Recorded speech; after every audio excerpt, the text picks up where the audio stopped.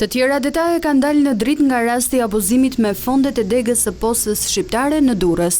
Gjatë muajve prill dhe maj janë tërhequr nga arka e filialit rreth 69 milion lek ose rreth 700.000 euro të destinuara kryesisht për degët e Shijakut dhe Krujës, përfshirë fondet për ndihmën ekonomike, invaliditetin dhe transportin e mësuesve dhe nxënësve.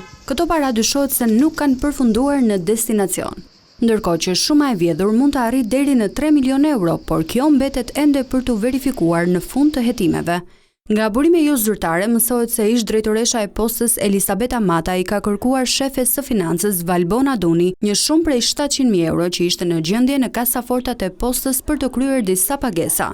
Pasi vartësja ja ka dorëzuar shumën në fjalë një ditë më vonë, ajo ka bërë denoncim tek drejtoria e përgjithshme e Postës ndaj shefes së financës për mungesën e fondeve në fjalë. Prokuroria e Durrësit po heton tashmë se ku kanë shkuar parat dhe shumë shpejt pritet të ketë edhe arrestime. Ish drejtoresha Elisabeta Mata është shkarkuar nga detyra dhe të njëjtin fat pati edhe ish shefja e financës Valbona Duni.